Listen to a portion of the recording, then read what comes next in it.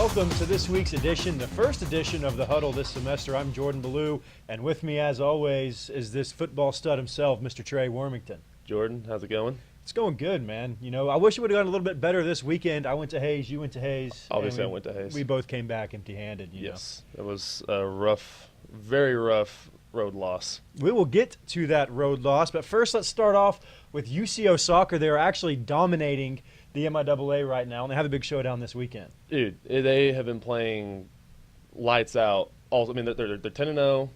They've given up, 40 shots the entire season? 40 shots, and only 19 of those have been actually on target. Their goalie must just sit in a chair the entire game. Like, keep going, guys. You're doing good. Well, she does have 8 shutouts on the year. She's only allowed 1 goal into the net. So yeah. I think a lot of that may be attributed to her back line. As any good goalie would say, it's all my defense that's doing the work. So I don't know if she's that special, but surely the tables are looking like it. Yeah, and then on the other side of it, the offense, they've been playing great. Katie Killian, she's been leading with, she had 12, 13 goals this season? Something like that around that. I know she had a hat trick against, it wasn't Fort Hayes, it was Kearney. Kearney on Sunday, which, hey, hats off to her. If I had one, I'd toss it to her. But she's been doing fantastic this year. And then they've outscored all their opponents 33-2. 33-2, only 2 goals allowed. Yeah, and one of those goalies, or one of those goals was against the second string goalie, but the Broncos swept the MIAA awards this week. They had the defensive player of the week, the offensive player, and the goalie, Katie Killian, getting offensive player, Kelsey Gordon, defensive player, and Kelsey Gibson, goalkeeper of the week. So the Broncos soccer team is showing up, and they're taking care of business, and they have a big weekend this weekend. Yes. Yeah, they got Lindenwood on Friday, who I believe they're a solid kind of middle of the road team. But on Sunday, I know at 1, they play against Central Missouri, who is 8th in the nation. Right, and number 2 in conference. They've lost 1 game. They're 8-1-1. They tied 1 game in conference, and they lost an out-of-conference game this season. Central Missouri is a team that hadn't lost an MIAA game really in 2 years, I think, is what Chris Brannick told me. We were talking about their soccer team. So this Sunday is a big game at home, 2 p.m., I'm pretty sure. 2 or 1. 2 or 1 at the soccer field here on campus. It should be an incredible showdown, and if the Broncos get this win, I mean, there's nothing that can really stop them winning the regular season title and hosting some games for the MIAA tournament. Definitely be a huge win. It's a huge game in general for them. So I'm probably gonna try to make it out there for at least a little bit. Yeah, I definitely will. And from the soccer pitch, let's go to the football field, just a little bit smaller field.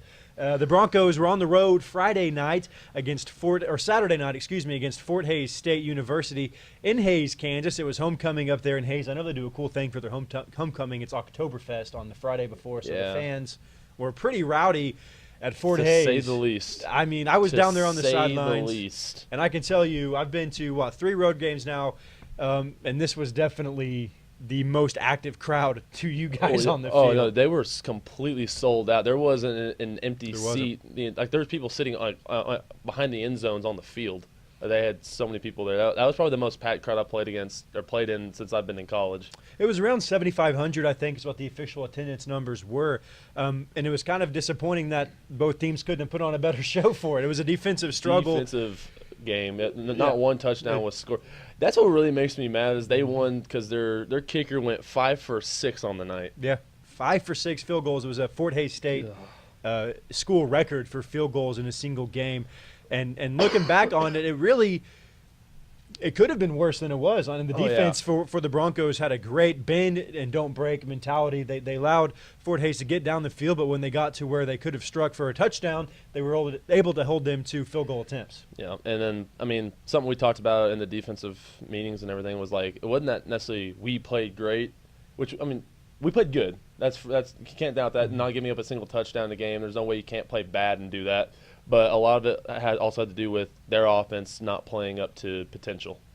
Yeah, and I think a lot of things, just from being there watching, and I think this has really been the key to the UCO success the past few weeks. It's been the D-line's gotten great pressure on the opposing quarterback. I mean, Justin Stewart's been an animal off the edge. Figueroa's creating pressure off the backside as well. And I think it's really disrupting the other team's offensive flow, especially a team like Fort Hays, who really is a very good passing ball club. I mean, their quarterback, Jacob Manzera, broke the single or the school record for completions in a career in the first half of the game. Yeah, that was a passing team that came in, and really the pass rush allowed the secondary to get their coverage down, and that's what was the key.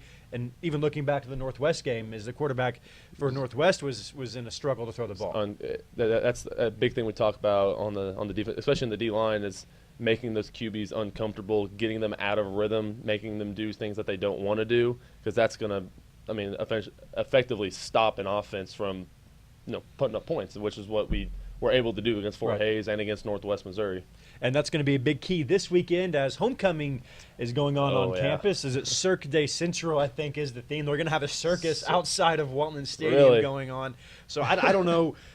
If you're around, get here. I know it's a big weekend in the state for sports, but if you're in Edmond, get here. There's going to be some good football played. In Central Missouri, speaking of defense for UCO, Central Missouri's offense is number one in the MIAA, 309 yards passing per game. They enter 3-2 on the season. So the Broncos D does have a tall order to stop, and it's going to be really, in my opinion, up to the offense in that uphill battle to get things done for UCO. I completely agree. They have a solid offense. They got great athletes out wide, a couple solid receivers, one of the best tight ends in the conference.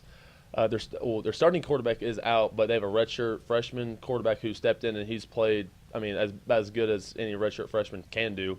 He's putting up points, putting up yards, but I think it will fall a lot on the offense because the defense, we're going to play great. Ideally, I think we'll stop them to an extent, but players are going to make plays. So I think a lot of it will fall on the offense, and a lot of it starts up front on the offensive line, getting push in the run game, recreating the line, and then also giving our quarterback time to make a throw, make a pass, make a play.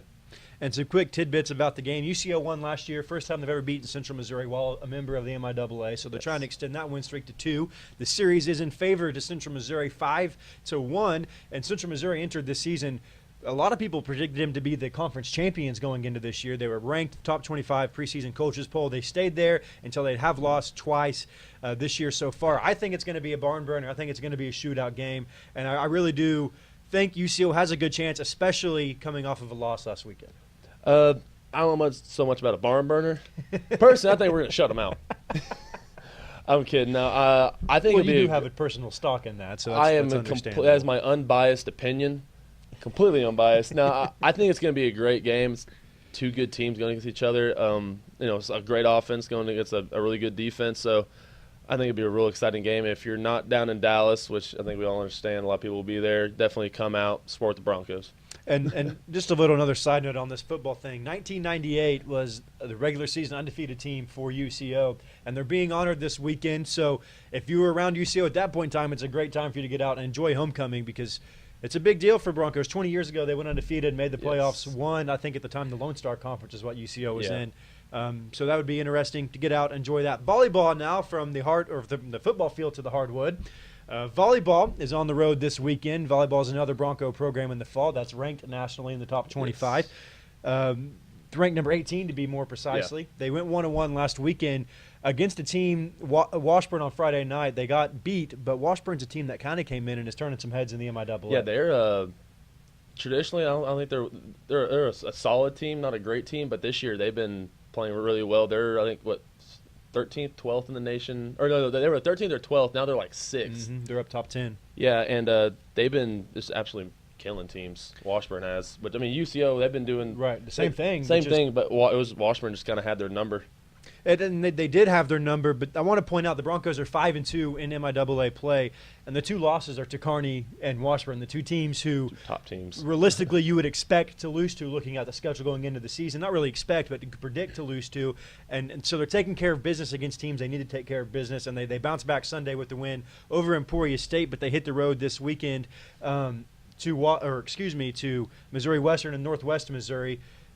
And it's a big deal for them to close this out because the top seeds going into the conference tournament get to host the first round of conference tournament games. And then from then on, it goes to the top seed to host the tournament overall. So Broncos playing for something. The regular season title does mean a lot to volleyball. Yeah, and I think some big keys to winning these games is giving players like Taylor Bevis and Haley Deschaux, the top two scorers on the team, just giving them as many opportunities as possible to, get points. Because I know Taylor, she's top 15 in the nation with kills. She's got 270 something at this Right. point, or maybe almost 300. But she's been just literally killing the ball. Literally killing it, But as you would say. yeah, as they say. And then I know Haley DeShow, she's young, but she's been very promising. She's been playing great all year too. Yeah, and like, look, this fall usually gets turned towards football because it is the biggest sport really in the country. So why not? Especially in the state. And especially in the state of Oklahoma. Why not look towards football? But the Broncos really are putting on some great programs right now. Soccer, as we mentioned, is killing it. Volleyball is killing it. And football, they're 2-3, have a chance to get back to 500 this weekend. I expect them to do so. So UCO sports are in full swing. Some programs are absolutely on top of things. But from college now to local high schools in Edmond North, football plays at home this weekend. Loss. Yeah, I'm going to go ahead and say it's pretty safe to say loss. They're taking on Moore, who has a winning record, 3-2 on the year. Edmond North themselves, 0-5. Can we time out on the North thing? Moore, 3-2. This might be the first time in close to 12 years that they've had a winning record. No kidding. And now they're coming into a absolutely struggling Edmond North team. And it's sad to see, in my opinion. I mean, it's the first year that beautiful stadium's opened up at Edmond North. So nice. And it's an amazing high school stadium, right? It compares most of the stadiums you go to in MIAA football. I mean, it's the same size. Yeah. The facilities are nicer. It's incredible. It's true. No, yeah, it sucks to see that brand new stadium. They didn't. I don't think they won a game last year, did they? They won 2 or 3 last year. They didn't win a game the year before that. That's rough. I could not imagine that right now. And look, I'm an Edmond North alum. I hate seeing them the way that they're playing. It's awful. When I was there, they're pretty good at football. I mean, almost took Union for everything they had in the state tournament. But you know what? Every single game this year has been a blowout, except for one, and that's against another terrible team, which we'll talk about here in a second, Edmond Memorial, who beat them 10-7. Other than that, North hasn't been in a single game. They haven't scored more than a touchdown in any of their games. Offense is non-existent for the Huskies. And look, and the way high school and college football is these days, if you don't have an offense, you're not going to win because offense is such a focal point, especially with no huddles and hurry-up offense. Yeah, the game it's changed to a point of it's not a lot of 21-14, 28, 21 games where people just kind of grinding it out, running the ball, just killing the clock. It's a lot of spread things out, throw the ball around. So when you do that, you have to have an offense. It doesn't matter how good your defense is. People are going to put up points. If you can't put up points, you can't hang around. Yep, and again, this weekend, Edmond North, chances are bleak that they're going to get their first win. It could be close just because me seeing Moore on paper thinking, well, Moore's historically not that good of a team. No, they haven't been good since like 99. So it could be close, but again, I think North falls to 0-6 on the season. I completely agree. I don't see Edmond North pulling out a victory. I mean, they could. You never know what's going to happen, but I would be surprised. And from the school on Danforth down to the schools on 15th Street, Edmond Memorial, 1-4 on the season, their lone win over the winless Huskies. Other than that, Memorial's been absolutely blown out in every single game they've played as well. Yeah, no, Memorial, they've also struggled this year. The fact that they beat Edmond North, who, as we just talked about, not very good, was surprising. And that says all you need to know about the Edmond North program. Yeah. And the Memorial program for that as well, as it was 10-7, only one touchdown scored apiece for either side, and added the field goal from Memorial to get the win. This weekend, they take on Norman at Norman. Norman's a 2-3 team, middle of the road for 6A1 schools. Yeah, Norman, they've actually been playing a lot better this year than they have in probably the last 5-6 years. A lot better program. I think they had a new coach a couple years ago who's really turned things around. UCO alum Sam Noble, he is actually the offensive line coach there now. Okay, that's awesome. And who better to do it? I know, right? There's a handful of former UCO football players who are in that coaching staff who I think they've just kind of turned things around. Well, hopefully Memorial can put up a fight against them. I don't see it happening. Memorial got blown out by Deer Creek, who's a middle-of-the-road 6A2 team. Yeah. So I think that this is going to be another blowout on the road, especially for Norman Tigers. I think that's going to be the big difference. It's not going to be close. Yeah, as a Norman North alum, it pains me to say I see Norman High taking the victory in this game. And let's head 2 miles back to the west. Edmond Santa Fe, the one shining beacon of hope for Edmond high school football fans. The Wolves are arguably, if not clearly the best team that's not in Tulsa in the state right now. 5-0, one of 3 unbeatens.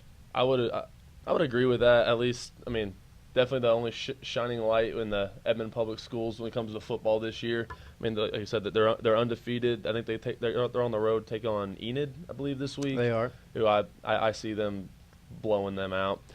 But as far as, I mean, I would say them or Westmore on this side of the state as being the top 2 teams. You can't discount PC North either. They're undefeated as well this season. Yeah, the PC North Panthers are undefeated. So that could be another thing. But Santa Fe is top 5 in the state right now. Like I said, one of 3 unbeatens. And you mentioned they go on the road to play Enid this weekend. Enid is going to have a hard time keeping up with the speed and athleticism of Santa Fe. Yeah, I was actually out at Edmond Santa Fe's practice a couple days ago, and I don't know, maybe it's just from coming from my high school, we had a lot of people that they seem very low in numbers, but that I did notice they had a lot of athletes out wide, especially on offense. So I don't know much about Enid, but I feel not a lot of high school teams in the state will be able to keep up with a lot of that speed and athleticism that they have. Santa Fe did get the sweep over the other 2 schools, unsurprisingly, this season. Yeah. And they're Edmond City champs. I think the only thing that could trip them up is this is a longer drive for 6A football. Really, outside of going to Tulsa, you don't drive that far too much. So it's about an hour drive from Edmond. So it could be that could trip them up, maybe kind of throw a kink in their schedule. You never know. But I still like the Wolves to take care of business against the Pioneers. One thing that that could actually trip them up was last week's game, playing against UConn, triple option, running with the wing tees. They were talking to some of the coaches, they were a little beat up. A couple key guys may not play this week, so that could throw a wrench in the system, but I still see the Wolves coming away with the victory. Yeah, I agree. So that will do it for Edmond High School football. Every week we're going to do something special around here, name the Central Athlete of the Week from the UCO Sports. Just maybe try to bring him in studio. We don't have anybody in studio this week, but get him in to interview with us. But I do want to say our athlete this week is going to go to the entire UCO soccer defense. Yeah, they've been playing they played crazy over the weekend, but I think that if I remember correctly, they only gave up in 2 games 2 shots. Not 2 shots on goals, just 2 shots. Well, 3 shots. Was it 3? Yeah, but I mean, what's the difference between 2 and 3? 2 and 3, but not one of them on goal. Not one shot was on goal. Again, and as we said earlier, Kelsey Gibson, the goalkeeper for the Broncos, just has to be buying them cookies or steaks or something because her job is incredibly easy to out sit there back taking a nap during the game. Literally could be taking a nap and almost do just as well. So that will do it this weekend on the Huddle, or this week on the Huddle. This weekend, sports all around campus, soccer at home, football at home. For Trey Wormington, I'm Jordan Belew, and we'll see you next week.